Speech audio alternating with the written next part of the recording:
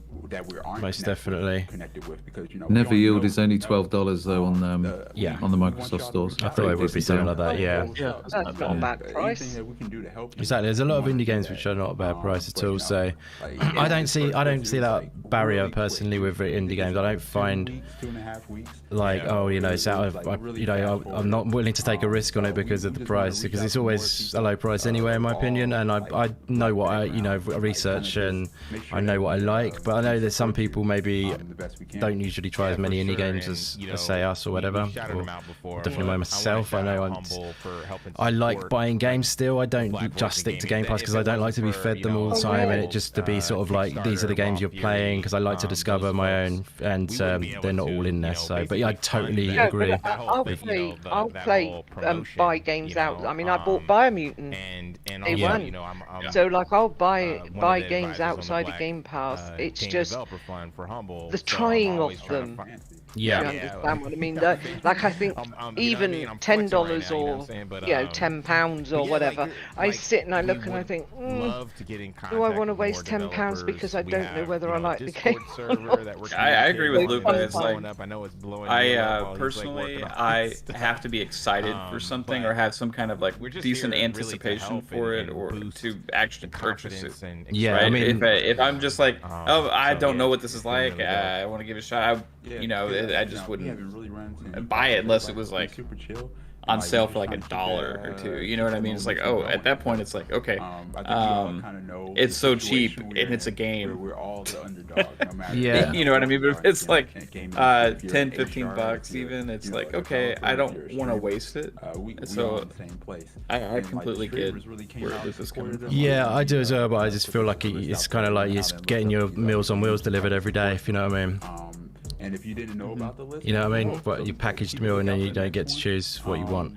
It's like I don't get that because like I go through the whole of Game Pass and like if I look at them and I'm not interested, I don't buy them and I'll go and buy them elsewhere.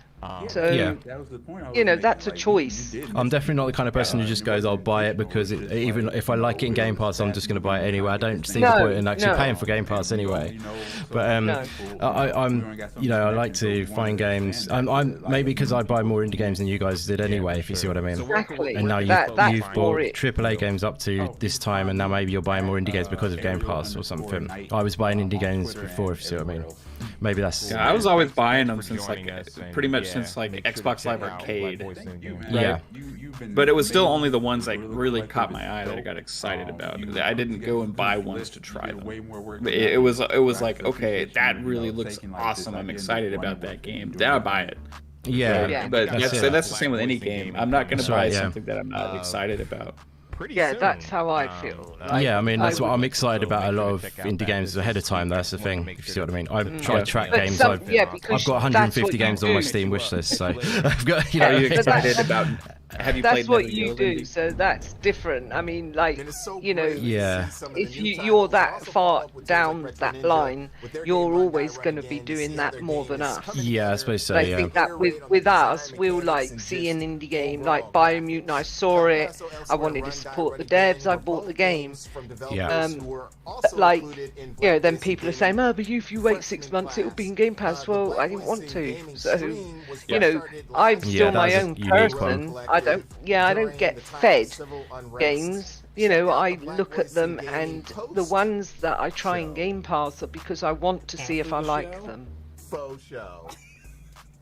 Up next, we have a few exclusives on the RPG strategy. I still might buy them after I've done that. Dungeon crawling and brawling. So let's slash into those pieces right now. Check it. Not every indie game gets the opportunity to be in Game Pass. That's what my kind of. No, but that's what I'm saying. Some of them I look online and I look at the devs and then I'm looking, oh, I like that game they're making, and then I'll buy it. That's what I'm saying. Yeah. So it's like a bit of each. That's what I'm trying to get at. Yeah, definitely, yeah.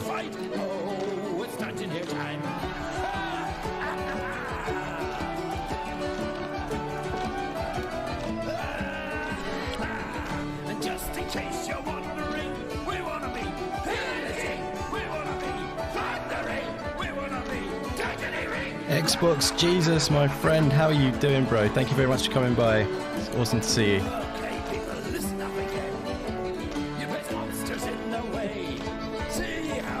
And back from the dead, how are you doing, brother? Thank you very much for being here.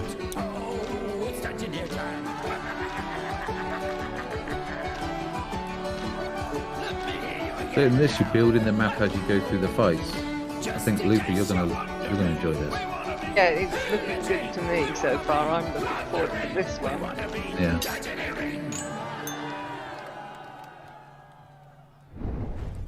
It's a cool name. Yeah, it is. Yeah. Good dungeoneering. 505 even 505 games. That's who published Ghost Runner. I do like 505 stuff. Yeah, seems to do quite a few good games on publishing side of things. The beauty of the worlds was So it's nice. unrivaled. The people thrived and lived in harmony with the land around them.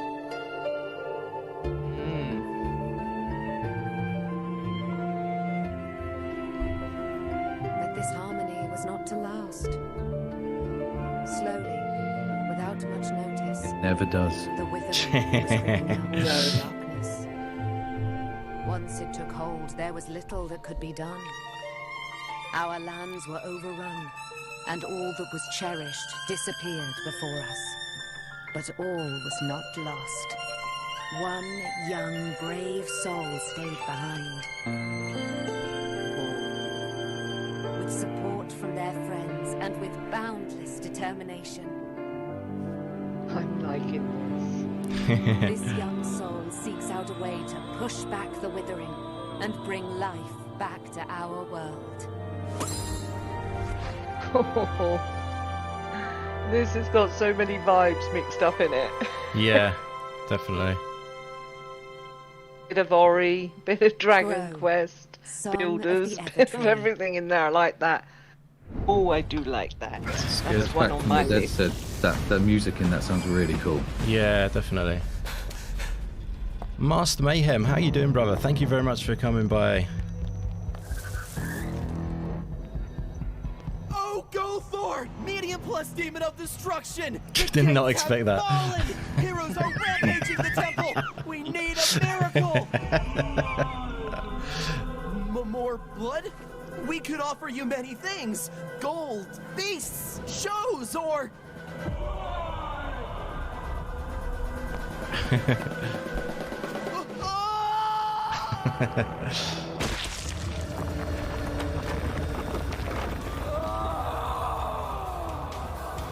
What is this? This is just it- got dark. Yeah.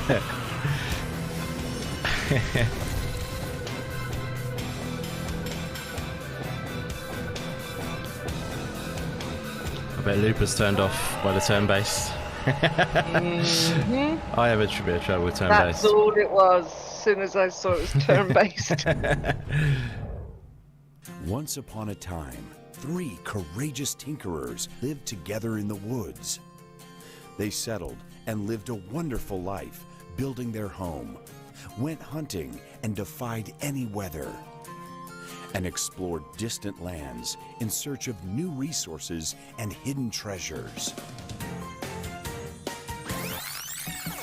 Welcome to Tinkertown. Yeah, I've seen this. My name town, is yeah. Julian, and I'm with HeadUp, the publisher and developer behind this charming pixel sandbox RPG. Since Tinkertown went into early access last November 2020, we've continuously updated the game. We've added more customization options, new items, from weapons, housing, to decorations, farming, fishing, cooking, as well as more game mechanics. Oh look, that's the logo of Head Up. That head And thing. as we've been developing That's with cool. you, Yeah. the Little community, nod. we've decided to give the next update some more awesome features you've been waiting for.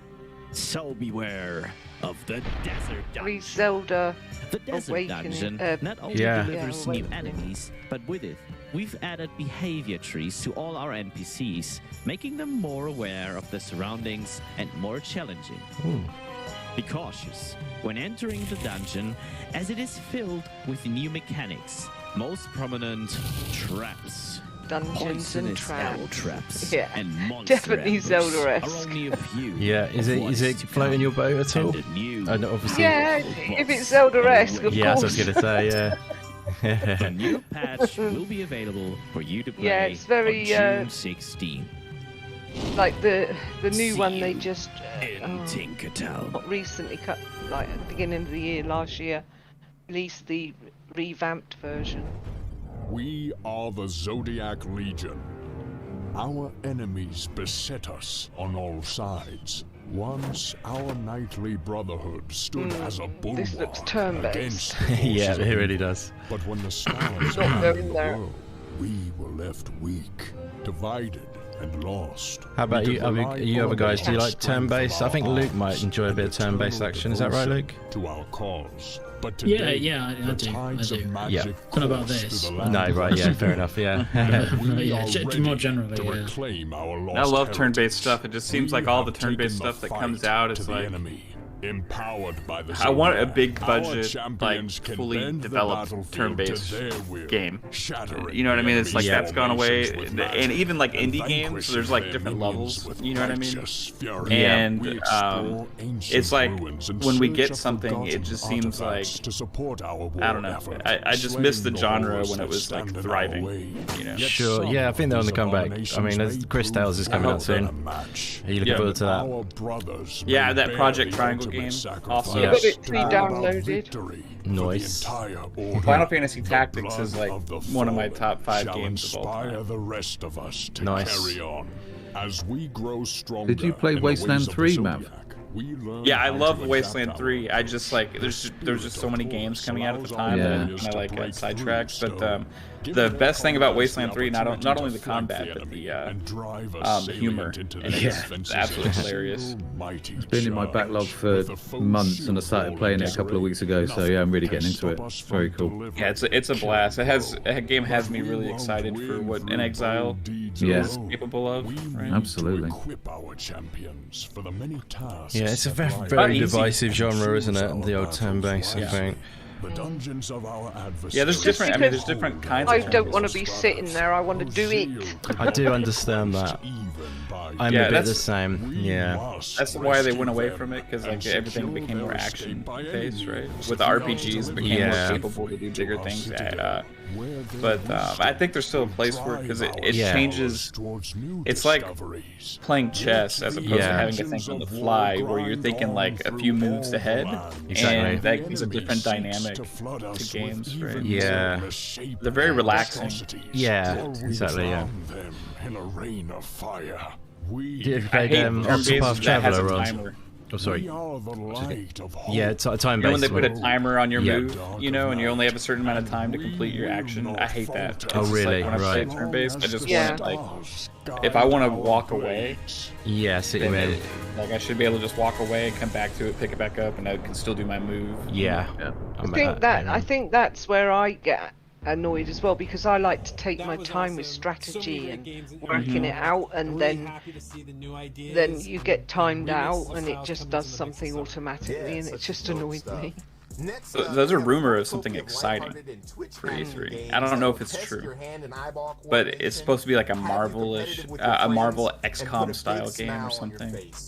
Let's kick it. That could work. Had me intrigued. Twitch-based action stuff now, so they're probably changing the pace from slow to fast, I guess. Yeah. Cool. Oh yeah, this looks really cool. Did you check this one out pre-show? Yeah, on I the did, mate. website? Yeah, I was thinking, if you remember back to playing Asteroids in the arcade, if you're as old as me. I love that, yeah. Yeah, see, you were saying, Asteroid was... everybody else was doing Pac-Man and I was doing Asteroids. All alone in the corner. It's like Geometry Wars a bit, this, isn't it, sort of, as well? Yeah. Yeah. The thing I like about Asteroid type games is like you're fully in control, moving your ship around, and then you start to get overwhelmed and panic. Yes. And then your ship is flying in circles. You know what I mean? I just did the asteroid spin and get rid of everything quick. Just hold down the left key and get off the other side of the screen. But like I was playing it in arcade because I worked in an arcade, and Oh, cool. I was playing it arcade style. Did you like Galaga? Oh, Galaga was awesome. That was mine. I used to sit down at the Galaga table, you know, and just like freaking loved it. Yeah. My obsession in arcades was pinballs. Pinball, right. Absolutely adore pinballs. Pinball machines are extremely deep in the gameplay, actually. They are. Surprisingly, you know, You could do get like really lost into the ones that you get on the consoles now are so deep in gaming. Yeah. you've got such a brilliant story. Pinball FX3 is it's good. Just hit the fipples. Yeah. Yeah, it's good. I do enjoy a bit of pinball. It's quite relaxing. It is. This jumping must in all the be baths. the Legend of Tianting, I think it's called.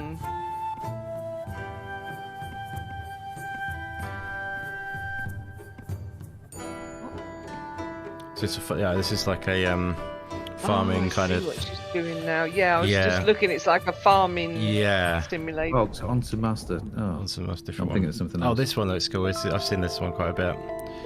It's called Inglet, I think, or something. I'm not sure how it's pronouncing it. I think it's Inglet. Yeah, this is the one that's got the music reacting to what you're doing and stuff, hasn't it? And the soundscapes. Oh, I didn't even know the music reacts. So that's even better. Yeah. That's cool. Yeah. It looks really good. Yeah, it does look cool. So it's called. I think it's called Onset. Inglet, I think. So I think it's YNGLET, I think. Yeah, that's right. All right.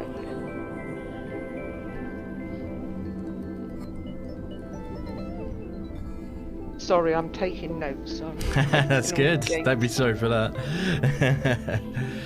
Yeah, don't forget, guys, they are on the website. If you did want to look at the website as we go, like to check out any of these games, they're on the Guerrilla Collective website. I should probably put that link in there.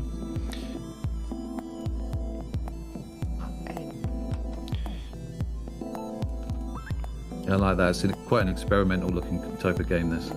Yeah. See, I enjoy this. absolutely loved Okami, where you use the paintbrush for combat and stuff. And to me, anything that uses different IPs, I just want to see new IPs now. Yep, yep. This is the sort of thing when you think every genre has already been invented. There is no new type of game, and then this pops up and it's like, hold on. Yeah. What's going on there? Yeah, definitely. It's imagination. You just need to. Devs just need to use their imagination, and they can come up with so much. It's amazing. I wish I had it personally. Hi, I'm Annika from Happy Broccoli Games. We're a small studio based in Berlin. We're a bunch of weird people making an even weirder game called Kraken Academy. It's a comedy high school adventure that is coming out later this year. You're the new kid at school who is tasked to save the school from doom and destruction by a huge magical kraken with big dad energy.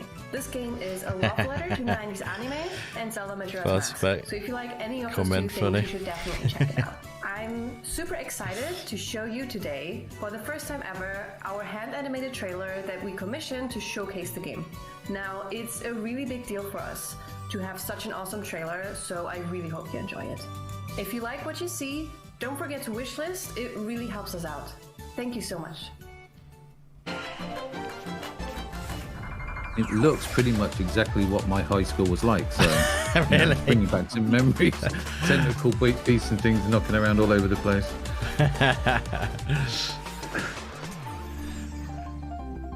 And I love this music as well. It's very cool.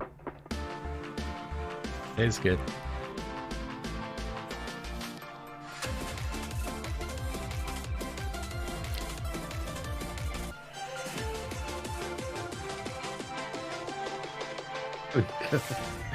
Awesome.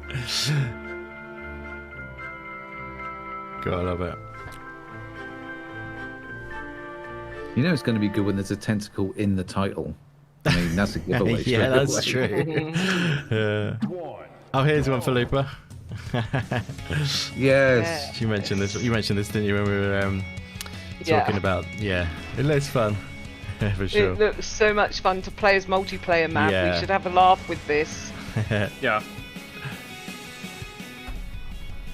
Kung Fu Kickball. This reminds me of like a side-scrolling Rocket League.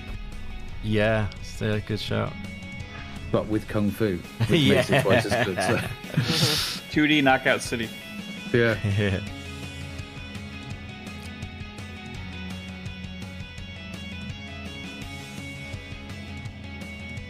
It just. Hey, you're in it, I'm Lupa. just thinking. Yeah, look, there I am. Can you get us a discount, please? Brilliant. I just think we're gonna have so much fun playing this. It's a bit of a madness, Our won't crew. it? It'll be Yeah, like crazy. We like anything, don't we, Mav, that's multiplayer and fun. So. Oh yeah, we like stupid fun for sure. I'm Jonah Wallerstein, the creator of I just love their faces. They all look so serious flying around, kicking They that ball. do. They look like that ball is the be-all and end-all of their life. Yeah, that's true. I like the panda. Today I'd like to announce a new character joining the ballgame. That's right, Sun Wukong, the Monkey King. Ah, that's me. I'm going to be the Monkey King. Oh, nice. He'll be available with our next update, landing at the end of the month. But you'll need to demonstrate your skills as a true kickball master to get him to join your roster. It looks so cool. You know it's gonna be so much like crazy laughter. You just know it's gonna be. They'll be attacking me all the time and won't let me get the ball. Be like, let me have the ball, Mav. Psychonauts, get off it. This year. There you go, Xbox. There you Later go. this year for console, Mav. So that'll be cool. Yeah, nice. Oh, this Aeon Drive. My name is David. This looks cool. I've actually got a key for this already. Oh, share it, share it. Well, it's a beta key actually, but I know, I'm just joking. you can get on it probably yourself. Yeah. Is it coming out, Indy? Are you under NDA? You're allowed to talk about it? You could probably get it by go in the Discord, request it, and then they'll probably sort you out. I never do that. I was going to I was going to play it and do something with it, but then it just got crazy busy. You allowed to stream these previews you get? It'd be good to see you do some more. I actually got one from Devolver yesterday. Actually, Devolver. I get a new game that they've got coming out called Phantom Abyss. 30 seconds to find Got a basic. It's a really cool. It's kind of like Fall Guys, but it's kind of like a bit more like it's in like a sort of like Indiana Jones setting where you're running through like tombs and stuff. But this looks cool. This game though, definitely up for it. It seems a bit faster than it used to be. Yeah, this is right up my street. Oh, is it? Nice, bro. Yeah. Metroidvania, or is it just? It's more of a sort of emphasis on speed running, essentially. I think. Right. Yeah. Like speed run. Yeah. Platformer-ish. Yeah, platformer is like A to B. I think it is. It's kind of like time-based. I think. A little bit like that thing that you played as a blue and red people speed running through the levels. What was that? Oh, I thought you were going to say a little bit like Sonic for a second then. No. But it is Don't kind mention the damn blue hedgehog. I'm sorry. But yeah, you get Dimension Drive, which is their previous game. If you do something, I think they emailed me actually about it. I think. Before we move on to the next segment, you got an issue with Sonic, Lupa? Yes, yeah. I certainly have.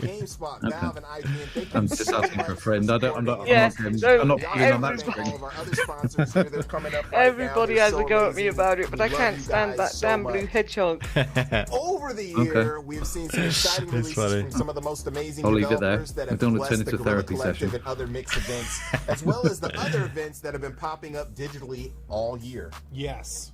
And up next, we have a collection of action and exploratory adventure games that are going to tug on your heartstrings, Justin.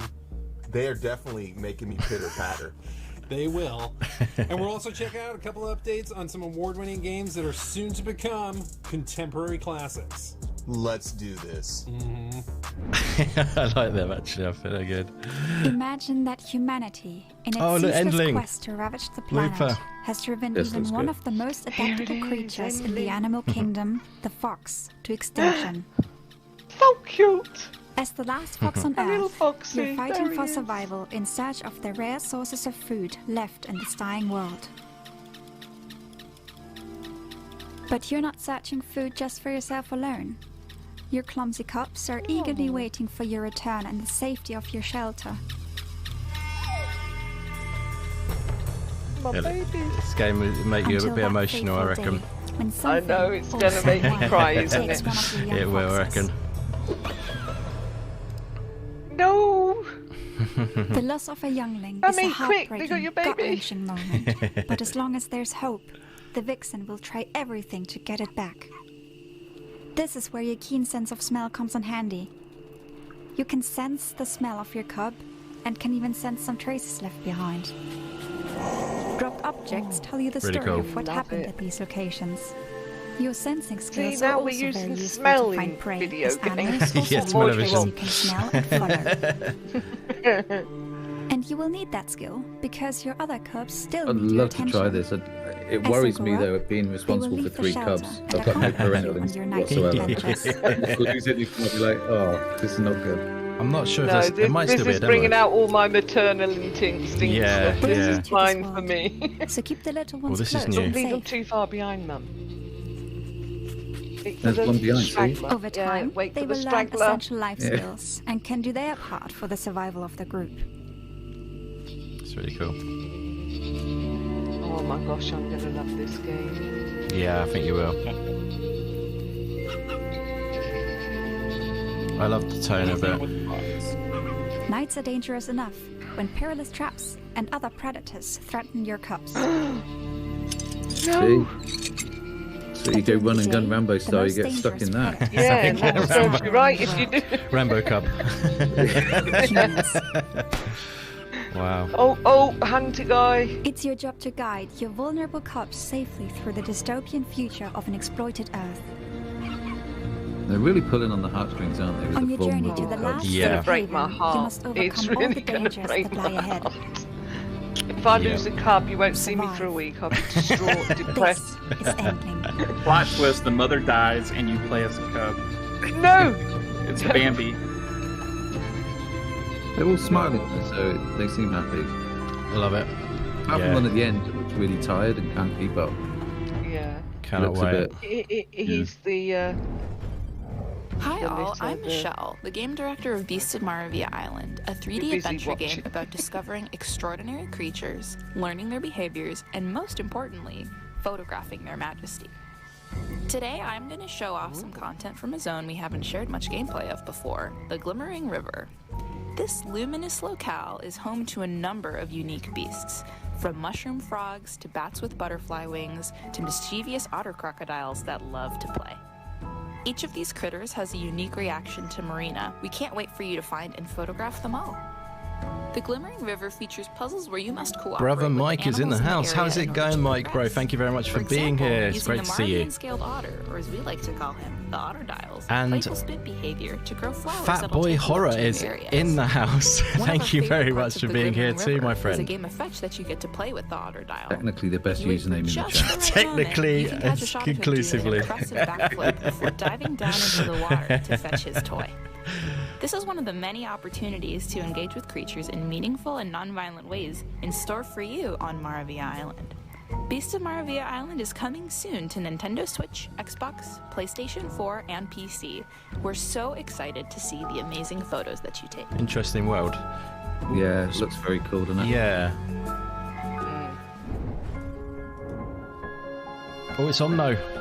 Omno, baby. No. Can't wait for this. Another pretty cool game, yeah. Yes. This looks so good. But this one is coming into Game Pass, right? Yeah, it is, yeah. Yeah.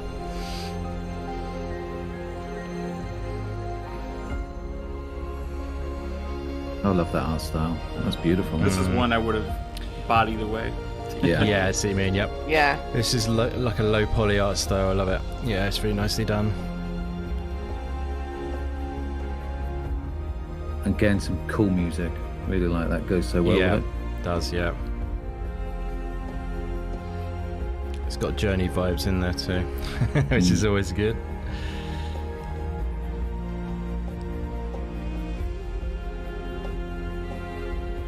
I like that. That's a new bit of footage, I think. I like the mechanics as well. Definitely feel this is going to be a real good little gem. One guy making it as well, I do believe. One guy? Yeah, man. Wow. If you like onions. Yeah. I've heard that before about him looking like an onion, yeah. I think I'm going to be pretty sure in saying this game isn't for me. I think it's... Yeah. Is this the one where you've got to stop a city on fire? I misread this. when I read the preview for it, I thought it said their goal is to set a city on fire. I was like, oh really? That's a bit harsh. But no, they're trying to save the city. Yeah. She doesn't look too bad. Do you still feeling it's not for you? Or? Probably not. No. Yeah. I know what you mean.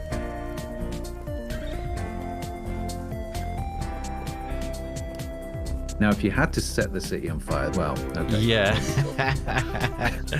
Depends on which way you're talking, though, you know. I don't want to go there, you know. It might be children watching. If Dazzy was here, he would. Hi, my name is Eleanor, and I voice the sister in The Lightbringer. Today, I'm giving you a quick deep dive into the game to take a closer look at the gameplay. The Lightbringer is a poetic adventure platformer with a heartfelt narrative presented entirely in verse. The world has been claimed by vile corruption, filling it with vicious, slimy beings. Your sister set out on a journey to rid the world of these evil entities, but somewhere along her journey, she vanished under unknown circumstances. Now the task of saving the world has fallen upon you. Guided by your sister's spirit, you aim to succeed where she could not. The goal of each level animation is to reach a monolith goes a long way. and cleanse it from the corruption that has Good taken animation control on of this. it. That was the only thing about that one that looked really nice where you take the photos. The animation of the character was a bit off. I think maybe they're probably still working on that though. The world looked amazing. The world looked amazing. Your journey will take you through tropical islands, animations icy tundras, dark they dungeons, kind of and immerse you mountaintops into high it. above the clouds, all with their own unique mechanics. Each level works as its own little world, filled with platforming challenges, puzzles, and enemies. Speaking of enemies, you'll often find yourself fighting the corruption, both smaller enemies as well as large sentinels brought to life by the corruption. These encounters will test both your skill and determination, and they will not give up without a fight. We hope you have enjoyed this quick presentation, and we look forward to showing you more this summer. As for the game's release date, it'll be out when it's out. That's the way to do it. Nice. That's the way it should be done. Stop all the bullshit. Yeah, that's it. You picked that one up there. That's really good. Lemon-chan, a narrative designer on Vertigo at Pendulum Studios. Vertigo is a narrative and adventure game freely inspired by the movie masterpiece directed by Alfred Hitchcock. The main themes of the game are roughly the same ones that appear in the movie: obsession, madness, manipulation, identity, and the confusion between imagination, dreams, memory, and reality. We've used a lot of Hitchcock's storytelling techniques, from his special use of suspense, the focus on the psychological side of action, his marriage, depiction of reality, I do like and of course the MacGuffin. Yeah, me too. We've also been studying Hitchcock's camera work, subjective shots, his use of detail shots, and even the dolly zoom effect, also known as vertigo effect. How cool is that? In the movie, the spectator always You know what, I was knows just more thinking of the the other day, main there's not enough character. suspense in games. You know, you've got a lot of The gore player and know more I about don't the like actual character that they are controlling. You know, the horror stuff. I love psychological horror. Yeah, me Yeah, too. that's what I mean. Yeah, I'm not a fan around of these like days. just blood everywhere, like Texas Chainsaw Massacre. That kind of. That's not my sort of Zombies. thing. I'm more about that psychological vibe. Yeah, like thriller style almost. That looks really cool, actually. Yeah, it does.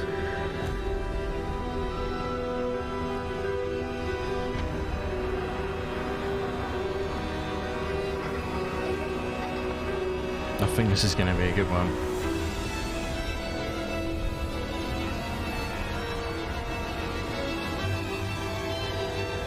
Yeah, any game that makes you question reality is it's got a leg up for me. That's a great trailer as well. Yeah, I like that. it's coming to everything as well. Very cool. Nice. Coming soon. Yeah, it's got even Amazing next gen games. versions and of course, current. it's Or last. pitter patter on my heart. It's just every time I'm like feel like I'm getting a shot of adrenaline. Those are some awesome. Maybe that's not adrenaline, but those are some awesome games. Is that how you, Next up, our is that how you friends at do Neon adrenaline? Dot, formerly another indie, have Just joined curious. us to show some of their amazing titles. Vertigo. Let's check it out. Yeah. Now. Let's get into it. Loving that one, I think. What the hell?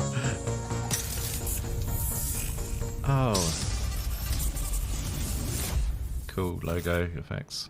Hey everyone, Wow. we are Neon Doctrine, purveyors of exquisite games from around the world. Okay. We hope you enjoy the showcase of our upcoming Oh, that's titles. definitely an outfit I couldn't Neon pull off on Doctrine a Saturday is night. proud to be based Yeah, in me the too. city of Taipei, It's a good so it job brings on the us tie. I don't know if great that's pleasure an to actual introduce Windsor. you to the legends of D&D. No, I don't know Or a what fake that is. Windsor. Most famous folk hero, And there's a we little cannot wait animal for you that's to crawled see onto the his place we lapel. love and experience Oh, it's a an microphone, interesting sorry. piece of local history. It's like a little baby hedgehog. Yeah. It's a boutonniere. Legend of Taiwan. I mislabeled earlier. Oh, is this the one you were thinking about? Yeah.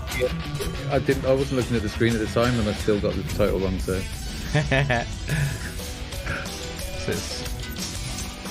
Okay, yeah. Fight for justice. Okay, I'm liking. Ooh, heck yeah, this looks cool, man. Yeah. Does look good. Like comic book Yeah. theme going on with some like Oh, this is really ancient, good. Yeah. Taiwanese lore. Yeah. Or 1909, I guess. It's like that's really spread.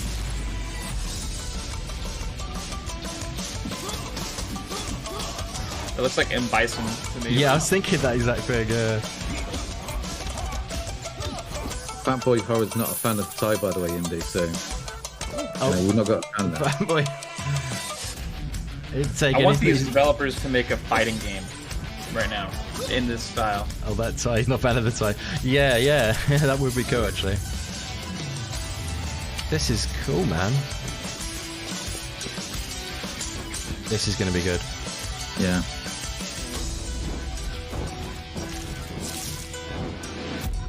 I'll definitely dig in. Tian Ding. The Legend of Tian Ding. From the Far East to the countryside of New England, we'd like to welcome you to Grow Hill Manor, where the science of the 19th century meets unspeakable ancient horror. Don't get lost now. You'll never know what you'll see if you open the wrong door. Without further ado, Lamentum awaits.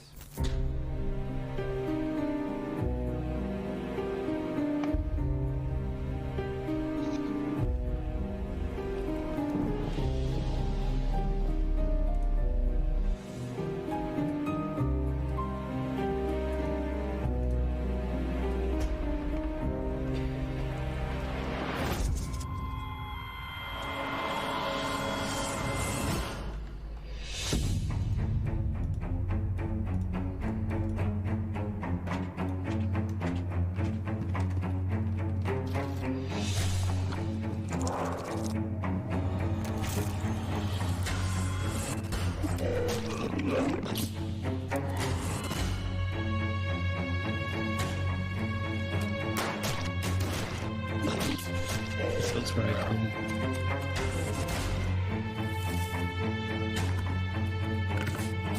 It's almost like a really almost Resident Evil inspiration. Yeah, it's like Resident Evil cross Doom. Classic Resident. Seems to be a lot of inventory management. And Right. puzzle. Obviously, it's got parallels with the Spencer Mansion, State House. Good shout, yeah.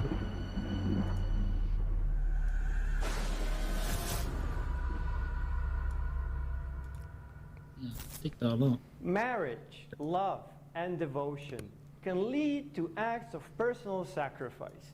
But for my lovely wife's hero, these noble acts are twisted into acts of depravity. Would you be willing to betray and murder those who trust you in order to save your true love? How far would you go to bring back your lovely wife?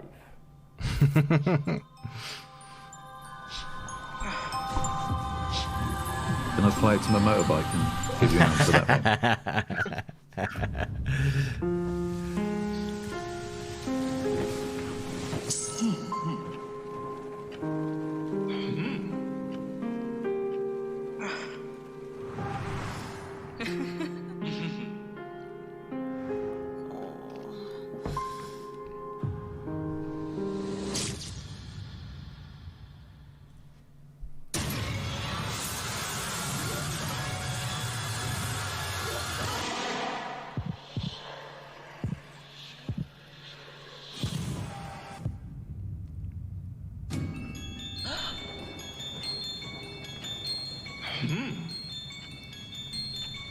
Cool art style.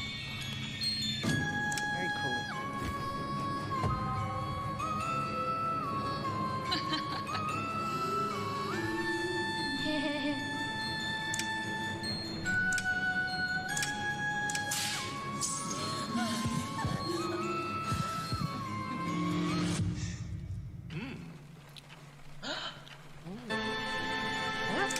Quite dark, and you know, you get a lot of games like this, like we were saying earlier, in the indie realm. No filters.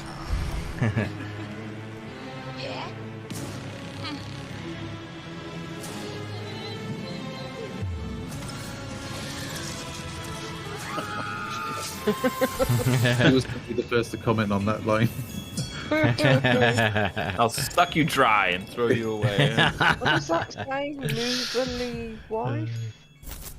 Oh, my lovely wife. Multiplayer PvP shoot 'em up Retrograde Arena is available now on Nintendo Switch, and the best part, it's free.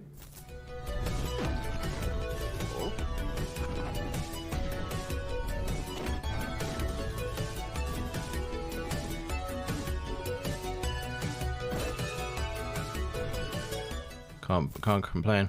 We have a friend we would like to introduce you to, and I think it's best if he speaks for himself.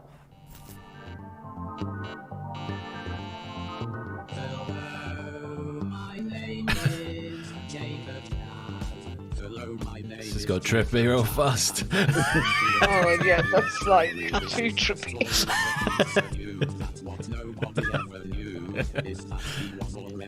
What the heck is going on right now? I don't know, that's like weird shit. I don't do weird shit. He's on his cannabis, look, that's his problem. Is there like subliminal messaging going on right now? Or Yeah, I something? think so.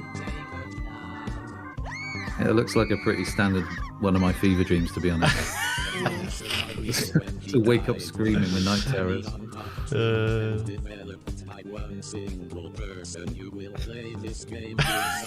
You will play this game with some tacos. Oh, if it comes with tacos, I'm in. Yes, that's sold. Yeah. First person murder adventure. Trilogy? This is so random. What the hell? Those things are very disturbing. Yes. I hope you enjoyed these games as much as me enjoyed introducing them. You can head over to our Discord or Guilded to talk to us, the developers who work with us, and our amazing community. But wait, what's this? We have a sneak peek of an unannounced title. I'm very happy to present to you Project Althea. Ah.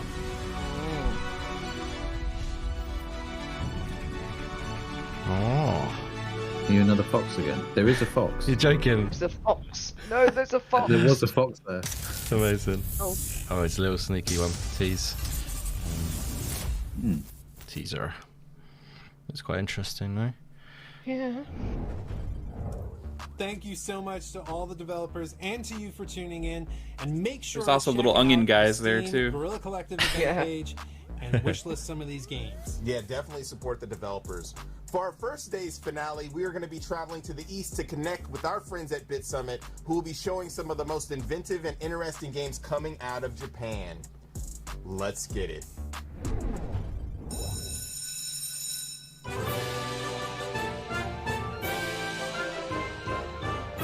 I remember this. Shown on Oh, this one. I've seen this, on yeah. Xbox. Yeah, that's right. Legend of Right. We were looking at it the other day, weren't we?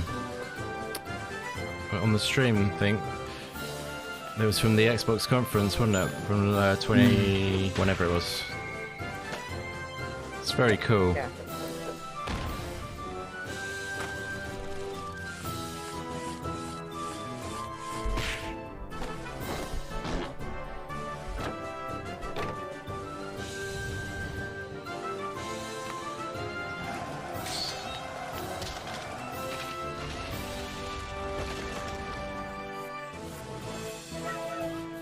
What type of game would you say this is?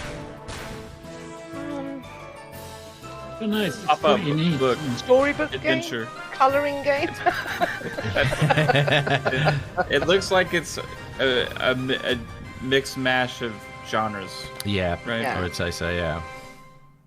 Coming last year, apparently. RPG time. They might want to update Coming that last trailer. You just have to travel back in time. Like.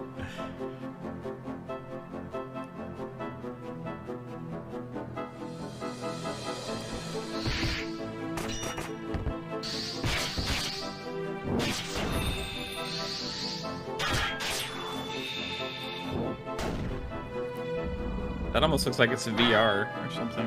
Yeah. I think it's very, very, very classic. Yeah, dungeon crawler. Yeah. That kind of first person, bit by bit exploration is really, really early video game.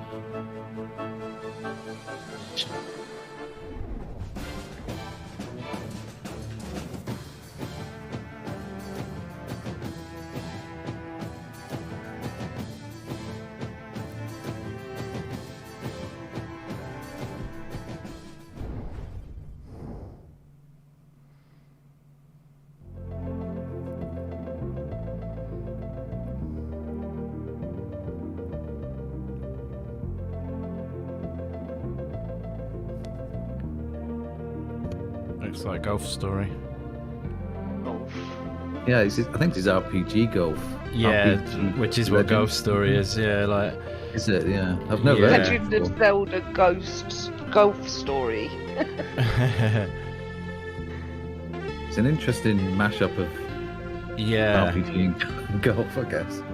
Yeah, which again, like, sorry, I keep saying it, but like, yeah, Golf Story did that, and it's really successful. They're making Sports Story now. I don't know if you knew that, but it's like one of the most popular games on Switch. Golf Story. It's quite mad that it's like an RPG, but this looks quite good actually. When for fans Mario Rush comes out. What's that? Sorry. I said it won't be when Mario Rush comes out. Won't be what? Sorry. Golf Rush. Mario Golf Rush on the Switch. Coming out soon. Right.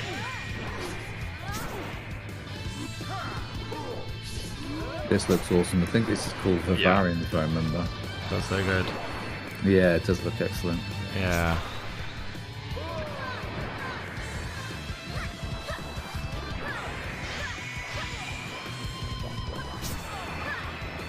I want to play the leopard woman.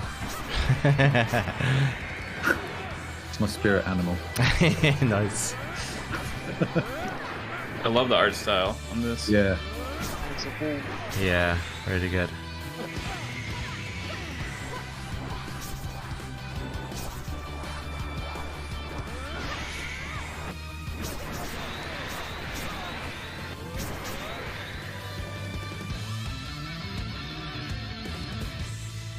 Blade Battle Simulator. Barbarian. Some tactical element probably to how it plays out, maybe.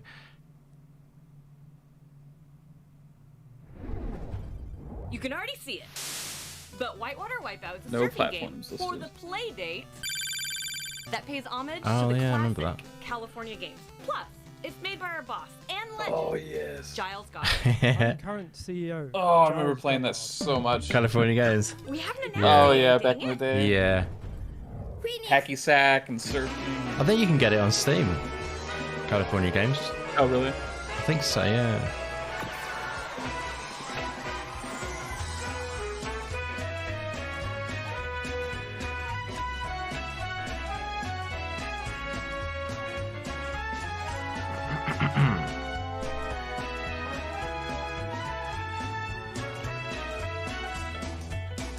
It's like a quiz Fall Guy. Yeah, I was going to say this is Fall Guys. Oh, or is it? Or is it? Is it? Shoot, actually, it might be more like Splatoon, maybe. Yeah. And it's, yeah, maybe it's a mix between those and, you know, like Human Fall Flat, I suppose, in there as well. It's like you do a quiz and then Oh, do you do a quiz? Oh, right. Didn't see that. it says you got to do a quiz, answer the question right, and then you get further on. That actually sounds good to me. Oh, so they took a mode that's popular in Roblox. Oh, really? Yeah. Okay, cool. Game. Yeah. Survival Quiz City. I actually quite like looking at that game. Yeah, my daughter loves Roblox. Nice.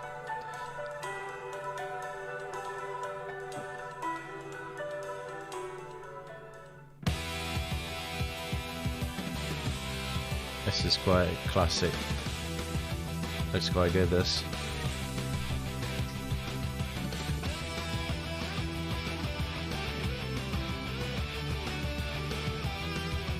Do you guys play many Japanese games, or do you seek to play them? If you see what I mean? Not many. I've always loved Japanese games. Yeah. That's one of the things like about the I'm into PlayStation. manga, but I'm not. There's always a into lot the more games. variety with those. Yeah, true.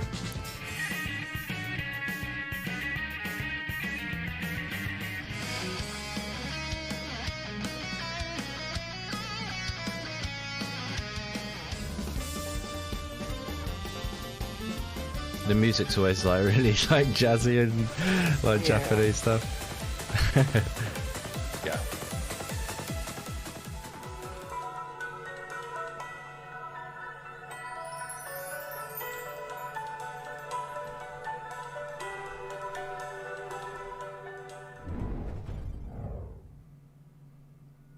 I didn't see a name.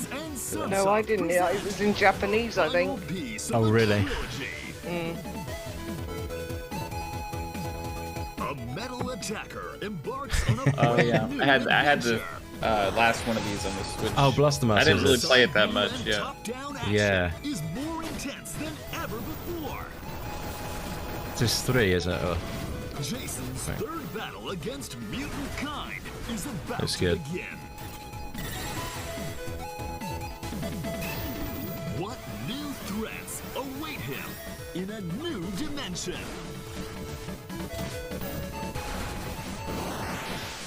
The pinnacle of mutant blasting action is here. Blaster Master 03. Mr. Babbitt in the house. Sorry, I missed you, bro. Thanks for coming by. Really appreciate it. Unfolds. Oh, 03. 29th, 2021. Oh. Nice. Creates. I love the voice. Blaster Master. I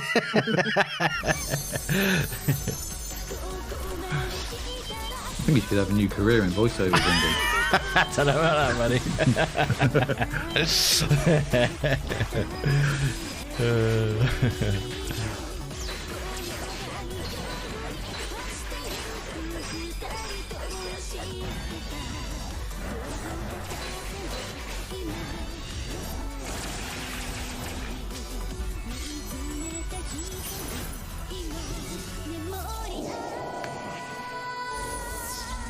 Azure Striker Gunvolt 3.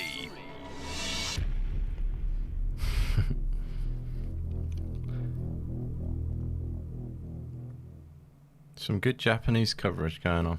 Yeah. That was super cool. Bit Summit is awesome. Can't wait to go back to Kyoto to experience it when we can. Amazing. Yeah, that was the best. I think if you get a chance to go to Bit Summit, do it. Take it. It's amazing. Yeah, shout out to them for showing their games on this showcase for sure. Thanks once again to our sponsors and broadcasting partners for their support. We're going to shout them out here once again. PlayStation, Xbox, Kickstarter, Razer, Astro Gaming, our fellow devs and publishers, 2 Awesome Studio, Akupara Games, All In Games, Good Shepherd, Humble Games, Goblin Studios, Graffiti Games, Head Up, Hype Train Digital, Neon Doctrine, Raw Fury, Tiny Build, Thunderful, and Whitethorn Games. Yes, and be sure to check out the Guerrilla Collective event page on Steam, where you can learn more about the games, wishlist those games, buy the games that are available now. Check it out. Wishlists help, so do it. Do it. Facts. Definitely support them. Thanks to Wilmer Sound. Thank Sir, you. you have been awesome for opening up your space. Yes, I'm so happy to open my space to you. Always, I love being in your space. Thanks to the Big Knew that Steve line was AV coming. Society, Timmy A, Fully Illustrated, everybody who's contributed on this stream. That wraps up day one of Guerrilla Collective 2. Coming up next is our next installment of Black Voice in Gaming, where Alfonso Hooker will be joining me for some interviews and exclusive gameplay sessions with some amazing devs and their dope games. Be sure to stay tuned at the same time next Saturday at 8 a.m. PST, 5 p.m. CET, where the Guerrilla Collective gaming greatness will continue, along with the spotlight on uplifting and thoughtful indie games in Wholesome Direct. We're going to take a quick break and come back with some more Guerrilla Collective with Black Voices in Gaming next. See you soon. Nice. That's groovy, baby. Awesome. Didn't even have a one more thing though, but there we go. Yeah, not a one more thing. No one more things. Save that for the 12th. Yes. Yeah, on the 12th, so they've got like this again, and obviously another set of games. But then straight after, they've got Wholesome Direct straight after it, I do believe. So that's a pretty cool thing. And Wholesome Direct, Wholesome Games do a good job as well. They have a ton of good games, and they feature games like the Spiritfarer and cozy games kind of thing. Yes, but that was groovy, guys. Maybe we should have a little chat about things. I don't know what's going to happen. They're going to take a little break, let's say. So, or is it going straight into it? It's going straight into it. Cool. Early. You know, Black back Voices in early. Gaming hasn't started yet. What's going on? With Right, my okay. friend I'm Alfonso. going to turn that down. Should we leave that playing and go back? Should we go back, shall we? And then let's pop back to where we started, guys. Yeah, so let's talk, guys. Did you enjoy yourselves? How did you find it, guys? Yes. Who wants to go first? AssassinLupa sounds like she's ready to talk. What did you think, No, Lupa? there was a lot more games I liked the look of than I thought I would. Oh, nice. If you It get was my quite drift. packed, wasn't it, actually? Yeah. Anything that sort of stuck in your mind as a favourite for what you saw? Well, obviously, there's a couple with foxes in. Yeah, I thought you might say that. I thought you might. Endling might be your favourite, would it? Or Yeah, Endling, and I did like, I think it was the Beasts of Maravilla. Which one was it? I'm going to pull up maybe the a little recap for us so we can refresh our brains. Well, that's me at least. Yeah, I'm not Piece sure. of Maravilla Island. That one? Oh, Maravilla. You take the I photograph. thought Oh you my said it god, was they're no, showing a new yeah, the it was- distant no. light. Sorry, I just cut you off. They're showing a new the distant light. It's one of my most anticipated games. Sorry, we got. Let's just watch this trailer, guys, because I think you'd like it. Yeah. Are they talking about it or are they watching the trailer? Come on, that's Sorry. sacrilege. I think they're just talking over it, are they? Yeah. Oh, it's a shame. It's weird because I don't know whether we're finished or not. We are finished, aren't we? I think. Yeah, I think they're doing the. They're going to do the 7 p.m. I think it said something about the Black Voices Yeah. stuff. I don't know what now is it essentially then. But this is like I a think they're just- Metroidvania, by the way, this game. And yeah, it's kind of got Hollow Knight inspiration and it's a sci-fi Metroidvania. It's a really cool game. I've played it on the channel. There's a video. But yeah, maybe we should just round that up and then talk about things though. I don't know what you guys think. It's just quite strange though because it feels like it's going on now. I don't know what they're maybe doing deeper dives or something. But then why wasn't this featured earlier? It's weird. They're saying in the chat, Guerrilla Collective hot mics. Guerrilla Collective hot mics. Hot mics. What's 'Cause that they're mean? Talking, Oh, over it there. means Sorry. that they're talking over the top. Yeah, over there. They're talking over the top of a gameplay. So they probably just put this on for people to wait. Probably, for yeah. The next show, which is the Black Voices show. You were probably right there, yeah. Cool. Sorry, carry on, Lupa. I'll leave this playing and then I will mention what comes up maybe if I know what it is. Maybe I'll just turn it right down. But yeah, that's a cool game. We will talk about that sometime. We have talked about it on the channel anyway, but yeah, anyway, A New Distant Light is that game. It's worth checking out. Yeah, so Lupa, you enjoyed the Fox stuff and what was the last one you were talking about when Judz jumped in there? Sorry. Beasts of Maravilla. Beasts of Maravilla. One of the first ones on. I can't remember now. No worries. But like, there was a good 5 or 6 games that I thought that'll do me. Thank you. That'll do you nicely. Yeah, exactly. Because you don't have to take away, everything from it. You can take away a few. Like everyone's got different tastes and stuff. So there was a lot of good stuff in there. What I think I'll do is I'll pull that over. Actually, let's just say bye to New Distant Light, even though it's one of the most anticipated. It's just going to make more sense if we recap with a bit of visual, and then I can bring up the trailers again. So beasts. Are these alphabetical? Yes. There's Maravella. I'm going to pop that on, just for a moment, just so you can. And then that one. Oh yes, I remember now. Yeah. So come on, open. Here we go.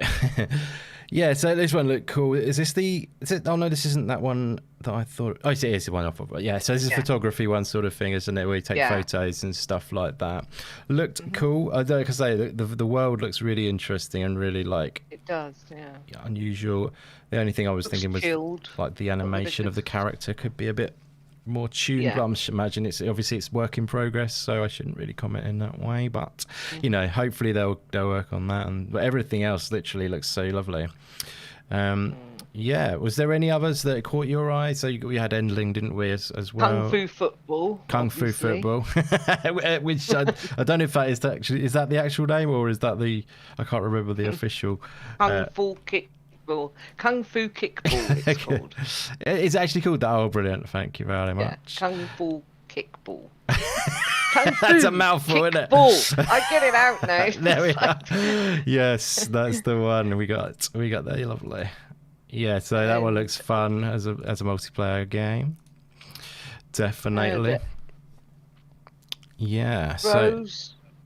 Grows Song of Evertree. Yeah. Song of Evertree, I think that was called. Yeah, I like that one. Nice. How did you feel about the presentation overall? Did you enjoy things? Yes, I think it was very nice, very smooth.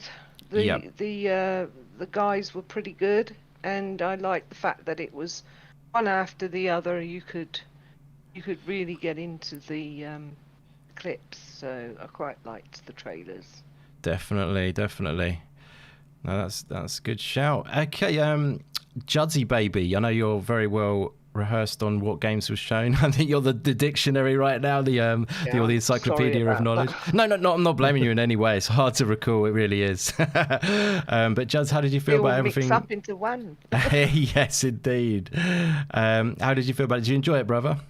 Yeah, I tell you what, I loved it. It was fantastic. I think the games I was interested in before, it's just made me more interested in. So Chernobyl and however you say that, and Omno and Endling. Any game with a fox in or where you play a cat with a backpack, that's definitely for me. I love it. I thought it was very cool. We were all saying beforehand, there's a lot of diversity in these kind of games, a lot of stuff where they're taking risks or, crazy stuff like that. One where you get a taco with a game, so I'm up for that. That was a good deal. Yeah, it's absolutely awesome. Oh, the fox with the puppies, yes, that one. That's it. Yeah, that one's Endling. I put that one on for you. I think just liked it as well as you. I knew this was probably your one of your favourites. But that Bavarian at the end, that sort of anime 3D sword fighting, that looked fantastic. But so many great games with awesome art styles and just switching things up from the norm. It's really cool. So. As long as the games don't make Lupa cry, I think we'll be okay. If they cry in a good way, where it's sort of feeling the emotion, that's all good, isn't it? I cried over Spiritfarer. I thought you might. I didn't get the hedgehog's jacket, and I was cardigan, and I was so upset that I had to take it before I got a cardie. Love it. Yeah, Spiritfarer. That's got probably a similar sort of emotional tone to it as like Endling will, I imagine. Let's get Chernobyl Light. And Omno, that's another one I liked. Omno, definitely, yeah. So it's good to see like just the mix. I feel like they kind of focus on like the true sort of lesser known indies, which I think is an awesome thing in a way, because it's all very well. Some people like to say they like indie games, but they only look at the ones that are getting a lot of attention, if you see what I mean. Sorry if that sounds like I'm judging anyone, but I'm definitely not. But it's kind of like just the way it is, isn't it? I feel when this Guerrilla Collective, I feel they really focus on ones that maybe are like lower profile at the time, and bring them up. Hopefully, would you agree with that? Or I'll tell you what, Indy, I definitely do agree with that, and I think the other point, as someone that's a bit of a musician, that the stuff that they were doing in some of these trailers with the music was absolutely awesome. Yeah, nice. I mean, building it into the game is cool with English, or however you say that, but some of the actual quality of the music in these trailers, just fantastic. Loving it. Yeah, most definitely. And you are definitely more than just a little bit of a musician, my friend. Just a very modest musician is what you are.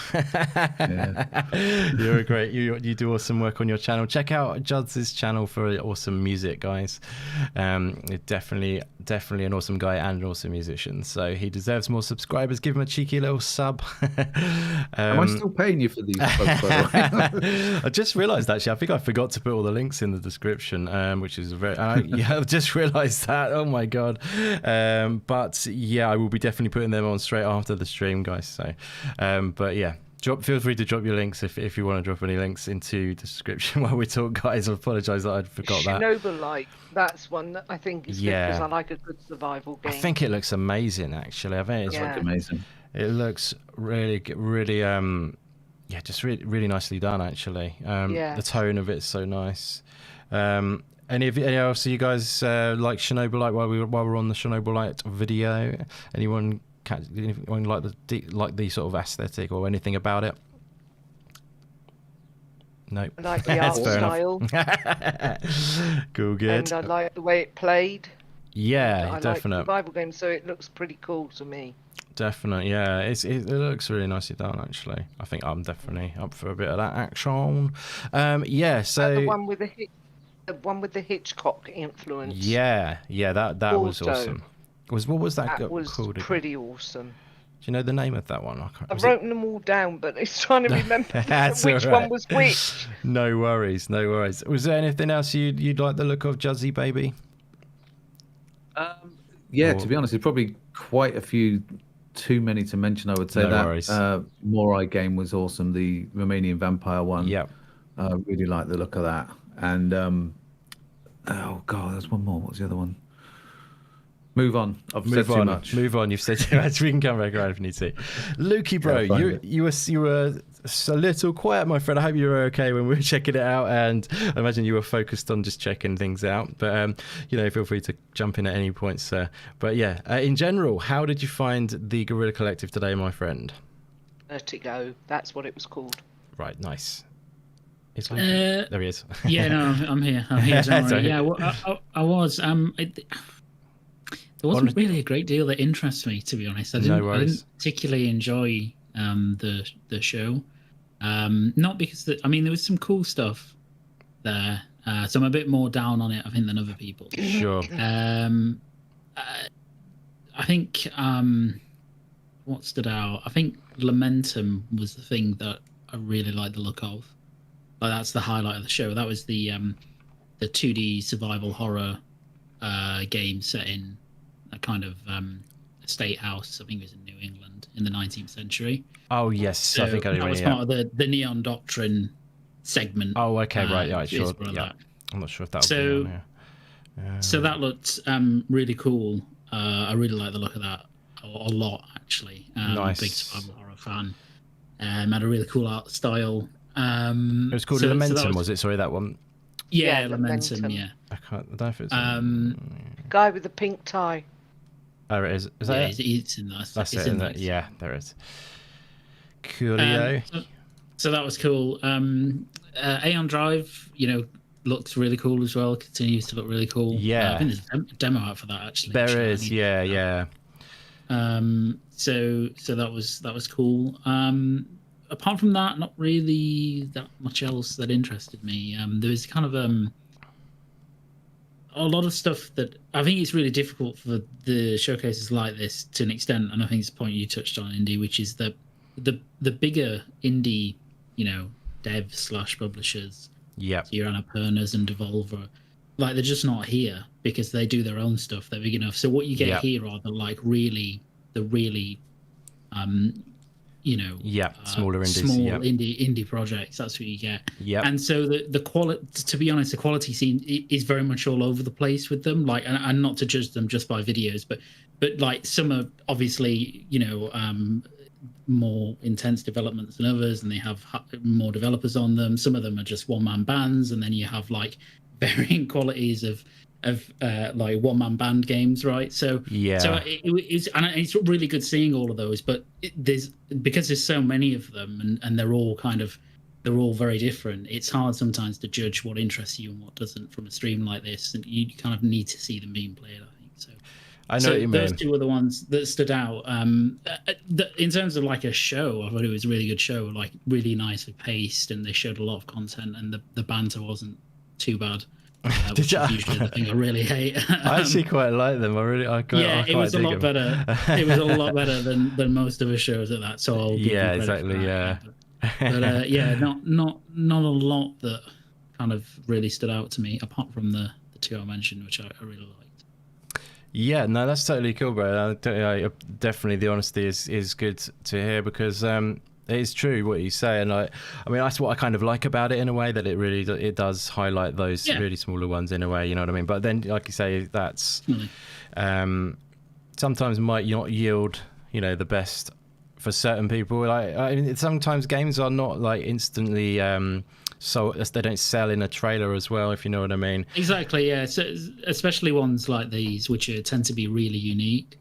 So they don't sell as easily in a trailer as they will do when you actually get your hands on them. That's very definitely. Very, but yeah, the way I kind of feel, sometimes I feel with these shows as well, which I always say, is you will have a lot of trailers go past, and then at the end, or when you have the time or whatever, like you have time to look back at all of them, and then you realize actually there was, say, 10 games that you liked, if you see what I mean. Yeah, no, I totally agree with that. And I suspect I'll probably go and revisit it, or like, have a look at the Steam.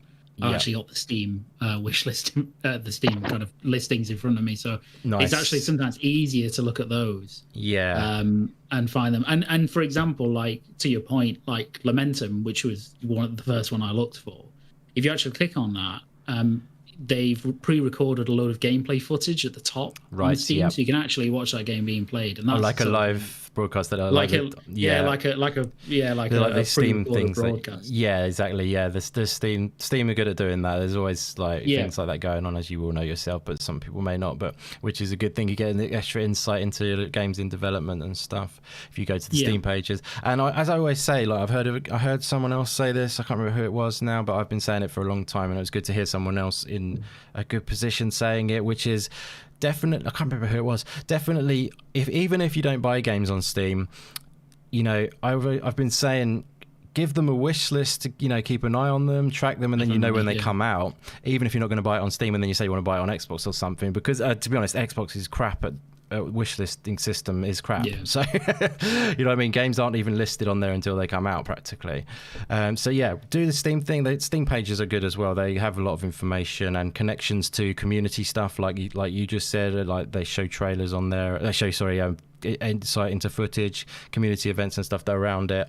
Give them wish lists, because that really helps them actually rise up in the algorithm and just all that good stuff. It doesn't matter that you're not going to buy it on Steam as well, but you can also as well, if you have it have the wish list, that if you are going to pick it up, that's great. And if you don't buy it on day one, that's also fine, because then you wait for it and you'll get that notification when it goes into the sale. That's my style.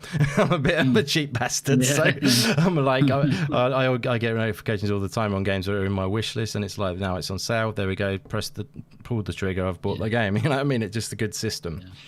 That's cool, man. I appreciate the honesty on the event, definitely. And like I say, I think like when it sinks in, I think you'll have more time to sort of realize, there are a lot of there were quite a lot of games you can see on my all the channels I watch now that just came up on my YouTube, including Davey504, the bass player. You should definitely check out his channel. He's a big channel, but I love a bit of bass action. I have his channel too. Oh, really? He's awesome. Yeah, he is funny. Yeah, definitely.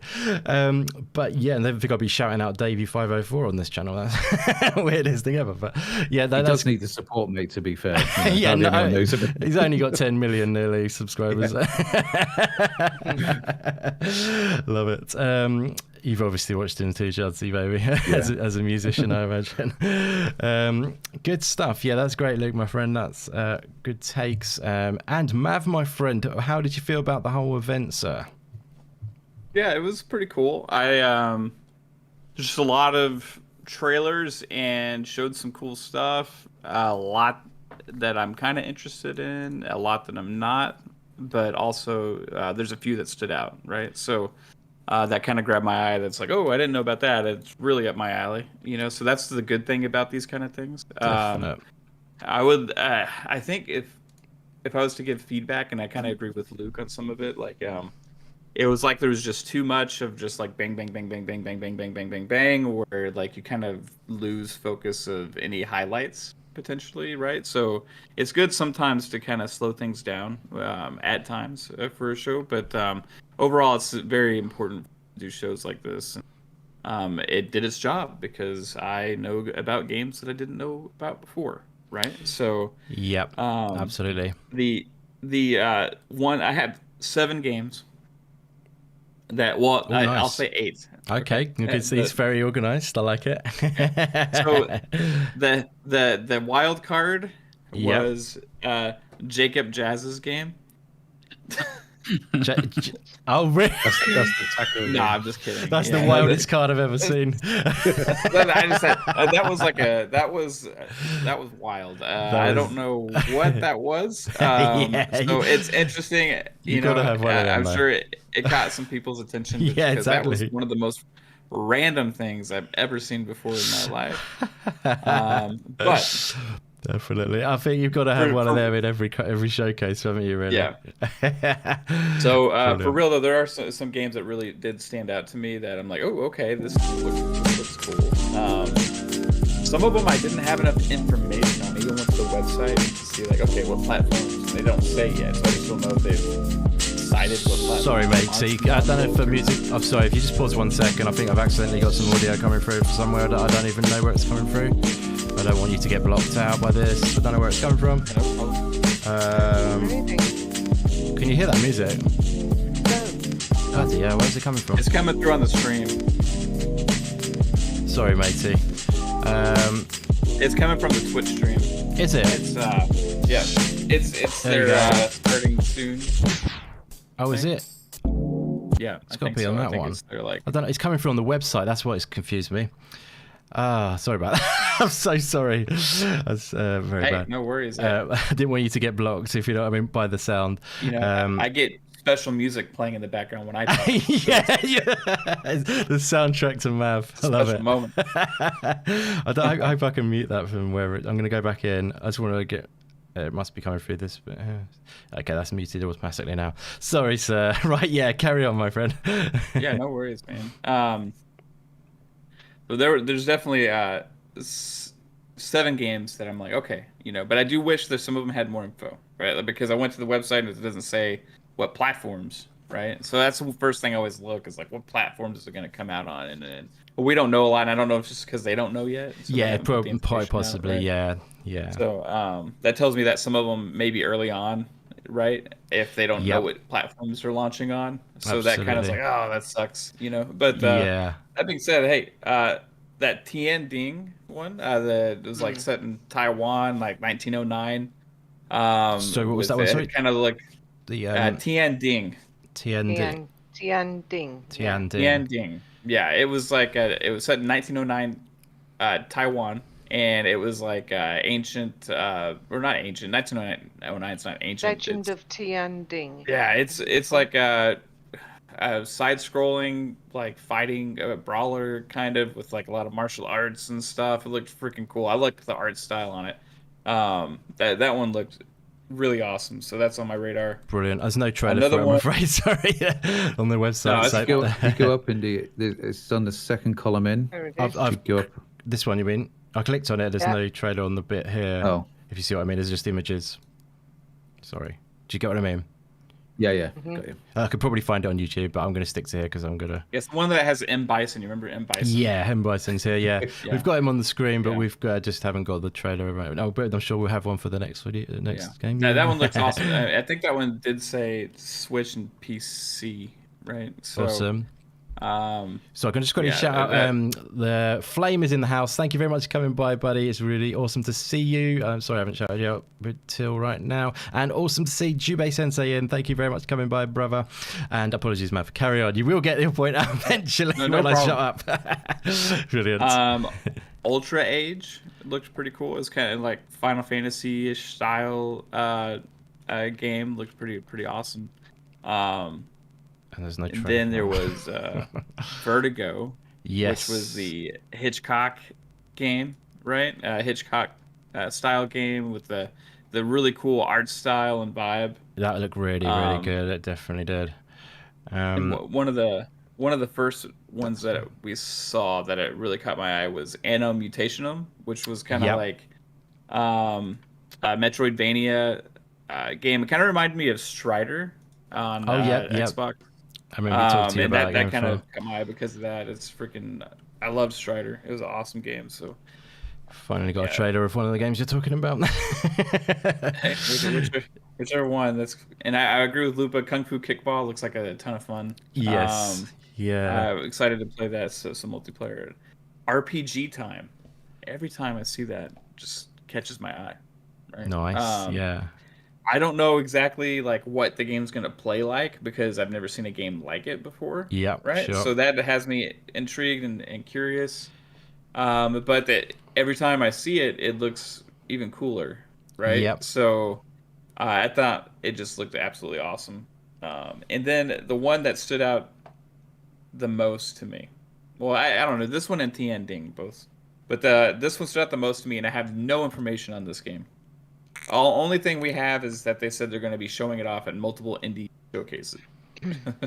And that's that Barbarian fighting game. Oh, yes. That had like the leopard girl and, the guy like kind of looked like Goro a little bit, Yeah. I love the art style of that fighting game. I love fighting games, right? And this looks like something I haven't played before. Right, so I'm super excited for that. It almost looked like it took some art style inspiration from Thundercats in a way, which kind of looked pretty cool. So hey, Barbarian, man, I want to know more about it. I want to know what platforms it's coming to. I would love to play that on Xbox or PlayStation or wherever. I always look for games on. I always hope games are coming to Xbox because that's where I play most with friends. Sure, right? That's fair enough. So it's okay to have especially like multiplayer games. Yeah, it makes sense. You got a community around there, sort of thing. Yeah, I know what you mean. Right. Yeah. So I always have hope on multiplayer games that's going to happen, but we'll see. Dude, those were the highlights. Nice. I feel like everybody could pick different highlights from this showcase. Absolutely, yeah. And I think they held off some of their bigger things for the 12th, which would make sense because that's like E3 Eve. Yes, right? indeed. Or that's the day of the start of E3. So I think they're probably holding their biggest things that they have to show until then. And there wasn't. I noticed, with Xbox being a platinum sponsor, there wasn't a lot in regards to Xbox or other, even PlayStation or anything necessarily in this show. I don't know if they're just sponsoring to support it or what, but I would think they would probably have some kind of emphasis on something, right? If they're going to be the lone platinum sponsor. I know what you mean. So, it's quite strange in a way. Yeah, so maybe on the 12th we'll see something interesting there, and also from some of the other companies that we didn't really see anything from. So yeah, I think it's interesting they split it up into two, and they got 80 games to show between two showcases. Yeah, exactly. There's quite a few, definitely. I felt like a lot of these though were kind of like I'm gonna say most of them. I was like, okay, I don't really have any interest in that, right? But the good thing is that there was those that did stand out to where like, oh, cool, I didn't ever know about that. Yeah, I know what you mean. That's kind of the idea. It's real undiscovered games. I think that's the focus, which is cool. Because not everyone does that. And some people would say that it's worthless, and I mean, yeah, it's right in a way, because the bigger showcases, they should probably have maybe slightly more higher profile indie games and stuff like that, I guess. But at the same time, I don't think actually I was going to sort of say Xbox would do that, but I don't think they do actually. I think they're actually quite good about that sometimes. Like, again, I've said before, they've shown games which are completely like intimate, like Away to the Woods, that one with the deer and stuff. They showed that on the big stage at E3 on the full trailer. So they do a good job of still being, diverse and in their kind of like portfolio, where what they show off. They'll show obviously the big games, and then next to that they've got games like that. So they do. Obviously, it's not full packed with them, and that's rightfully it should be a mix. So, but yeah, there's lots of events coming up. There's now the Devolver event being confirmed for the 12th, which I'm very excited for, and the second Guerrilla Collective on the 12th, and straight after that there's the Wholesome Direct, as I say. That's got games like Garden Story, that's kind of like those kind of cozy sort of relaxing games and stuff like that, if that makes any sense. They have a sort of like a focus in that regard. The Wholesome Direct, and wholesome games, basically. You know what the word wholesome means, I'm sure. So games that are wholesome. Very wholesome. But they take that quite literally, which is quite cool. But yeah, no, that's good stuff there, guys. Let us know in the chat what your favourite game was. What was your one game in the chat that you thought was, you like the most, I guess. But hit us up with that. Thank you so much, everyone who's been hanging with us. We're going to wind it up very soon, I'm pretty sure. But yeah, it's been fun. It's been really good. Like I say, I like the fact they keep the focus on the smaller games, and I'm pretty sure once I round up a few, I will be very happy with the results. I was not like, I wouldn't say I was like, this was the best ever showcase ever done kind of thing. I'm not in that regard. I'm not in like, I'm disappointed section. I mean, that was a solid, good showcase of games. I guess it's... Yeah, I mean, what would you score? Should we do a little score? Why don't we do a little score out of 10, maybe, or just the final thoughts on maybe one game, and your final thoughts maybe on it. Lupa, what would you like to wind up on with regards to the showcase? I think it was pretty average. I wouldn't give it as high as the other one you did. Future Game Show, yeah, that's another one that you got coming up to actually on the 13th for that one. Yeah, that's annoyingly on the same day as the Xbox one, I think. I'd probably go 6.5 or 7. Yep. I really liked the Fox Into the Woods one. I liked Omno. Yeah. And there was a couple of others, like the Vertigo one, definitely. Yeah. That's good, yeah. Endling, obviously. Yeah. I guess that's the thing. Yeah. There's no new... For me, it's not, there's no brand new... Oh, that's... I guess there is a couple, but not like real corkers or whatever, if you know what I mean. No, there wasn't anything that was going to smack you in the gob and go, oh, I got to have it. That's what I was looking for. Endling and Omno, yes, I would probably pick them up, but... Not until they come to Xbox, because I like to game with a controller on Xbox. I'm a big telly. Fair enough. I'm not a fan of gaming on my laptop, so sure. I want something to come along and go, like, grab me and make me really, really want it. And I don't think any of those did that, apart from the couple I mentioned. So. Yeah, I mean, it's again, like, I think the time you'll probably realise there's a few more in there, but like, yeah, I know where you're coming from totally. So yeah, final thoughts, Judzy baby. One game maybe that was the top pick for you, and what would you sort of give the summary of the show, and a kind of, maybe if you want to, give it a score. Yeah, no worries. I actually really enjoyed it. I didn't see last year's, as I said, so this was the first time seeing the Guerrilla Collective showcase. Really enjoyed it. I tend to, in some of these things, I tend to like the bang, bang, bang kind of approach. Yeah. Because it's more of a tease and you can go off and then and explore stuff yourself. Exactly, so yeah. I kind of enjoyed that. Presentation was good. I thought they did such a much better job than the 100%. The other show the that's not Xbox been named. the Xbox went in March. You mean? I'm guessing this doesn't even need to be explained, does it? Thanks for dropping that link, by the way. Oh, is that in the Vertigo? I'll put that on now. Actually, yeah. Cheers, buddy. Yeah. So for me, I think obviously I keep saying Chernobylite, and I think it's mainly because I can't pronounce it properly. So I'm still loving the look of that game, and a couple of surprises obviously would be Vertigo and Vivarion, however you say that as well. They're just trying to name them to confuse everybody. Exactly. I really enjoyed it. I think I would go 7.5 to 8. Yeah. Maybe a bit higher, honestly. So nice. Yeah, it was awesome. Lots of cool stuff on display. That's fantastic, bro. No, good stuff. Glad to hear you enjoyed it. Definitely. Yeah, no, that's great. I love loving hearing that. That is fantastic. Yeah. Let's move on to our next. Sorry, I was going to say something else then, but I didn't. Luke, bro, how did you feel? I think you said you weren't too keen. Obviously, that's fine. If you don't want to score it because it's going to be a low score, that's fine, buddy. But yeah, just a little wind up and final thoughts, and maybe if you want to say one that stood out to you the most, if you wouldn't mind, yeah. Yeah, no, I wouldn't give it that low a score. Don't worry, I'm not going to give it a 2 or a 3. I think it would be like a 6. Okay, cool. That's fair. Yeah. So above average. Yeah. Mainly driven by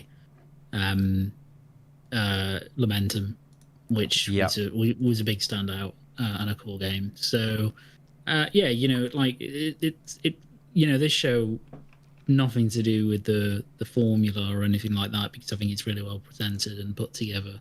It was just more that it was one of those shows where not all of the content really grabs you on first glimpse, and it might, as you say, when I go back and have a look.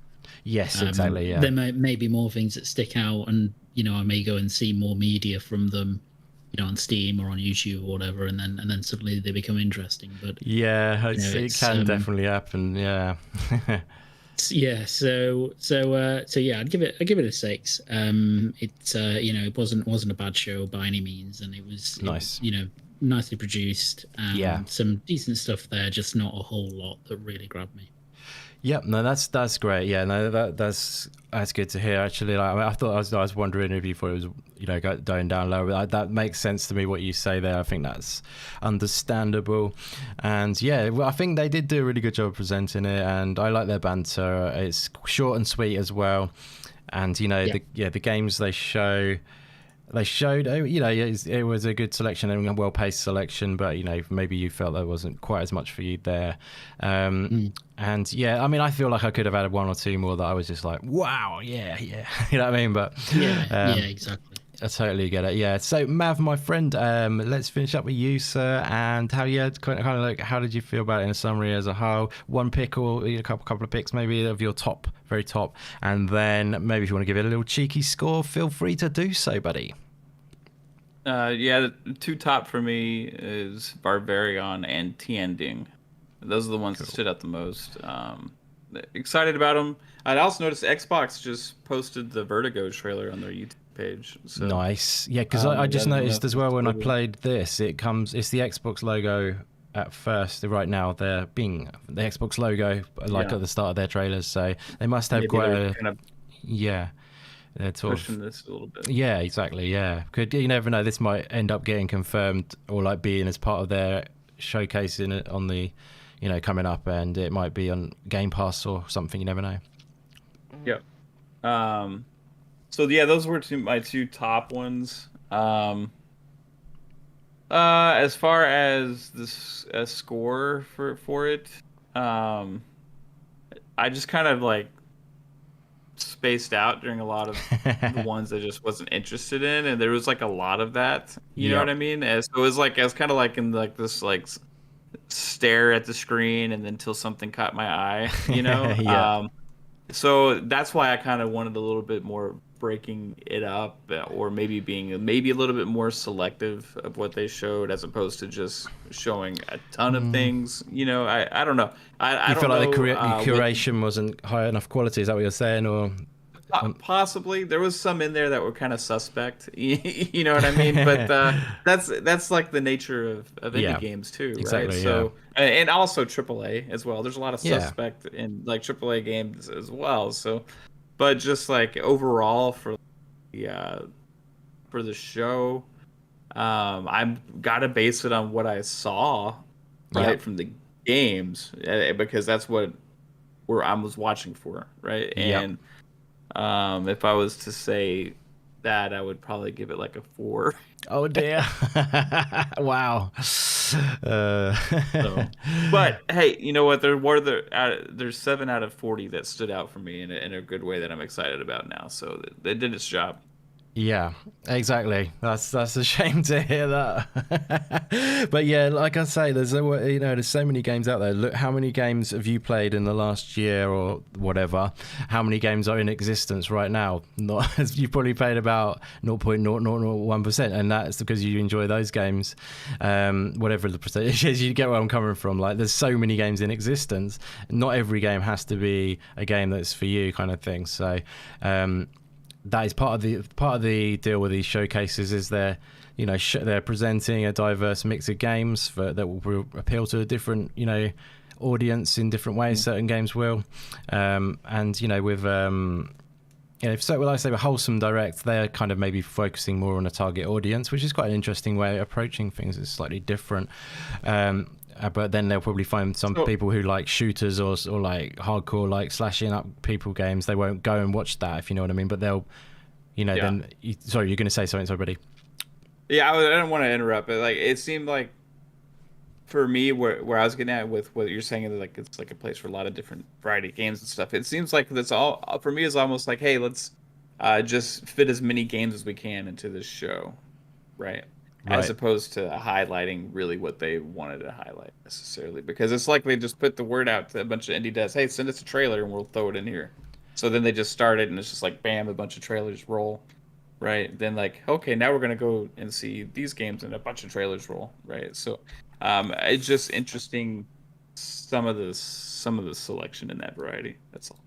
It would have been nice if they'd have given you more information on right, it was lacking on info from those too. So yeah, I don't mean to be funny, but like a lot of people complain about too slow a pace, and with showcases recently. You know what I'm saying? Yeah, I don't ever complain they could about talk that. Over the trailer. So so if you take the indie showcase that they had on Twitch from Xbox recently, right? Okay, so when they showed the games, they presented that perfectly. But it was all of the breaks in between, right? So I love how they showcased the games at that one. So yeah, I get you. But I don't like that, hey, we're going to go take a piss break. We'll be back. And then they have a 20-minute interview, right, with the developer. And then they go back and get to the good stuff. Because there was like a lot of great things that they showcased at that, and that when they were doing that, it was really well done. It was just everything else was horrible, right? Yeah. This was just like a bunch of just like quick cuts. It was like if I was making a YouTube video and I had all these like trailers that the devs sent me, I just like splice them one after the other and just put them in like, a collection, and it's kind of random. They need to sort of do a bit of voiceover on it or something, like where it's a trailer and then it's kind of an extended trailer, a 4-minute trailer on some of them, where it's when there was some sort of voiceover parts of it, if you see what I mean, and then it'll dip at the points, the background audio will dip when they're talking, and then it'll come back up, and you'll hear the game audio for a bit, and then it'll dip when they sort of say this bit here is a good bit, like, you know what I mean, or whatever.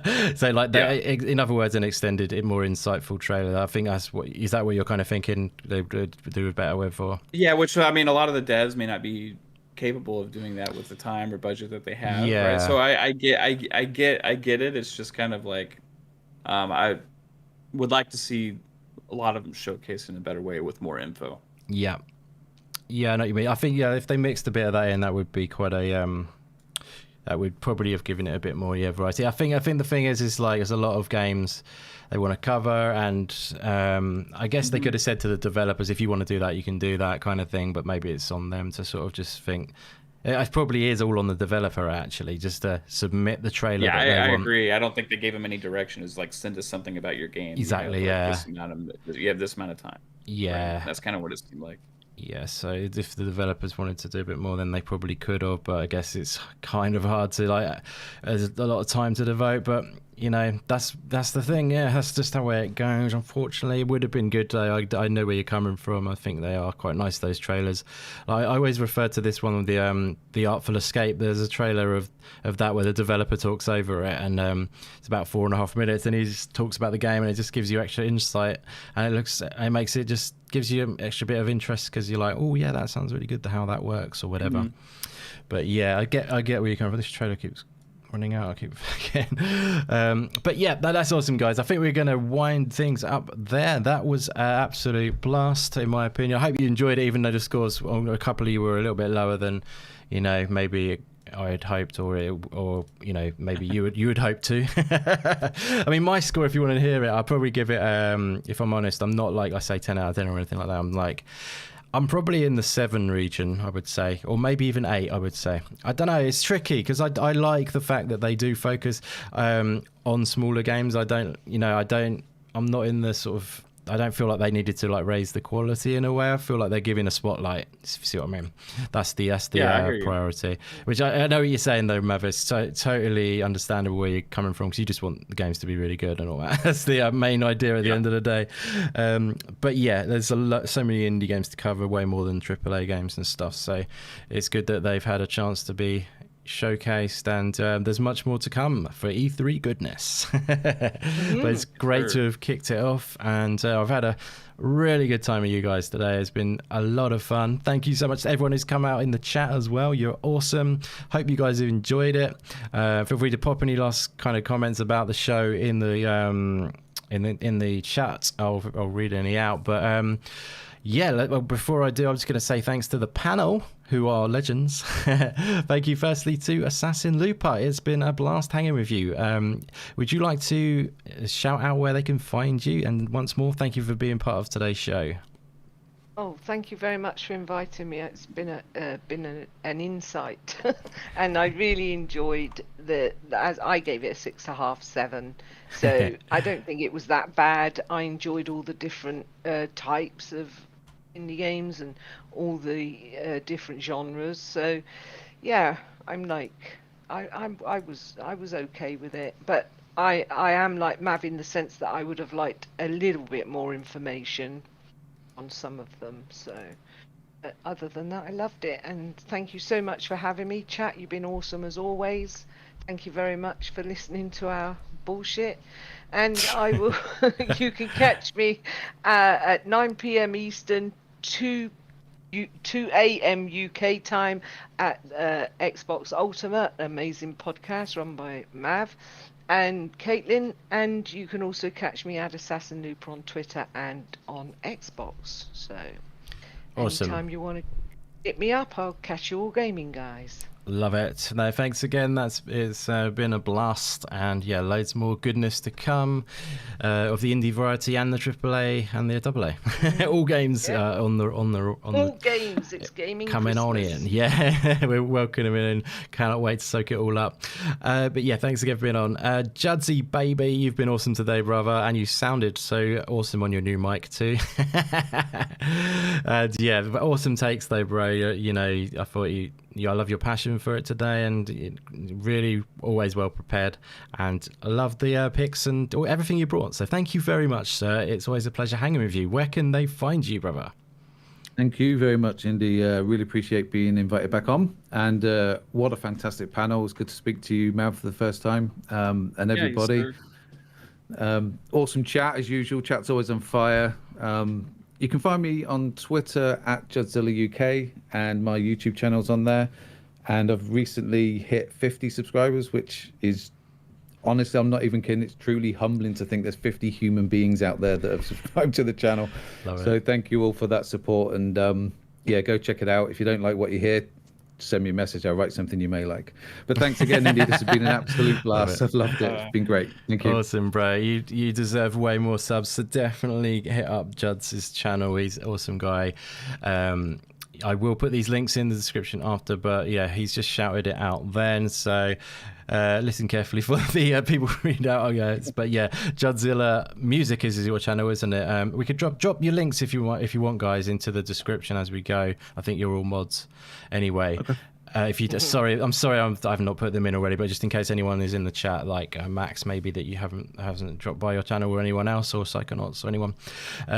Yeah, sorry I haven't put them in the description yet, but definitely drop your links as we go.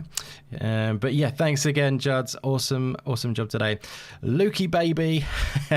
Always a pleasure, bro. I've been hanging with you a lot, as we've been saying, and lots more to come with Luke on the channel.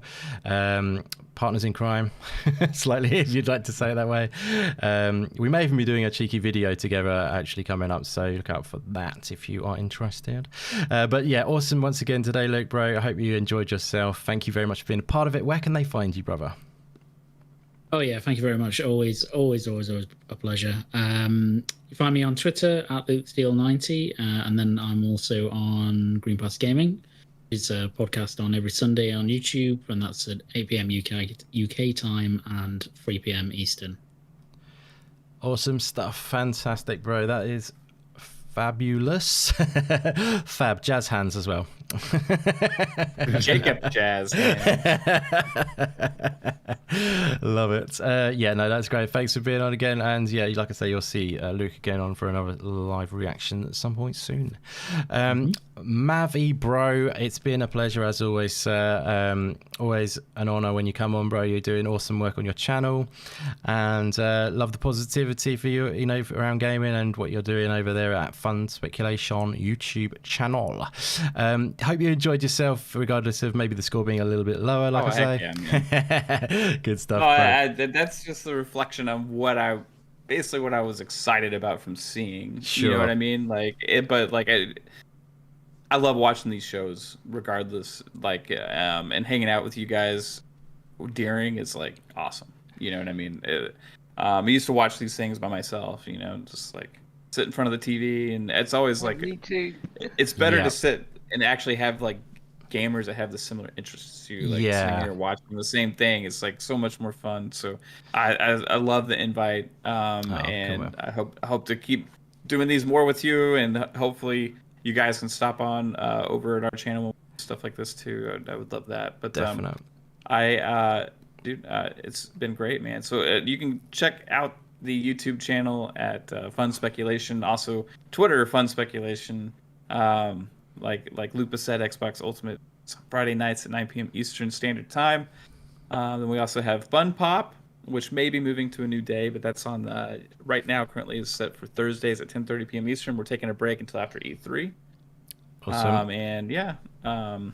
Also 4GQ TV. I'm on there on Thursdays with Italian Clowns and the guys over there. So absolutely. Hey, E3 is upon us. Hell yeah. Heck yeah. It's gonna be awesome.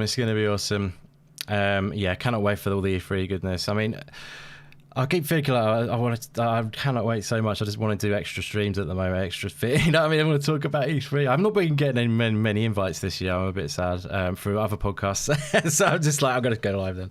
It's the shame of the time difference thing as well. Because I'm sure that I've had invites from people before. I've had to turn it down because of times and stuff like that. But it's such a shame. We're going to be live a lot, and cool. for the whole Ubisoft and Square or nice. Whoever's having a major showcase, we're going to be live, and you're more than welcome to join us at any time. We're going to have guests popping in and out. Awesome, bro. Yeah, I cannot wait to see what you do, and this this awesome time. It's going to be so much fun. It's a great celebration of gaming, more than anything, in my opinion, coming together as good community and enjoying it all really as a whole. It's definitely what I'm excited for. But yeah, going to be tons of great reveals and all that good stuff too. But yeah, thanks again for being on, Mav. It's been an absolute pleasure. And if any of you guys, just before we finish, finally just wanted to drop any links finally into the description, because for the live folks, like I say, I'll put it in the description in the description after, if you want to drop any in the chat is what I mean, sorry. But yeah, finally, let me just quickly shout out a few of you awesome people who are still here. Thank you so much for being here, guys. I just want to shout out Sushan, the Shezthra. Thank you very much for being here. Shezthra. Shezthra, I think. Oh, not Shezthra. Shezthra. Brilliant stuff. Thank you very much for being here, Sushan. It's a pleasure to see you in today. And definitely check out Jud's channel. I know you're talking about it to him at the moment. So, yeah, definitely do so. Graphic God has dropped by. It's awesome to see you, Jay. Thank you very much for being here. Back from the dead. Thank you so much for hanging with us, brother. So we had Caitlin in, of course. Always a pleasure to see you, Caitlin. Thank you very much for your support. Max was in, who I never try and say that name anymore because I always fail at saying it. So Max, thank you very much for coming by. It's great to see you again. Let's rewind that. Psychonauts has been in from the Fun Speculation crew. Always a pleasure, bro. And definitely going to have to get you on the show at some point as well, buddy.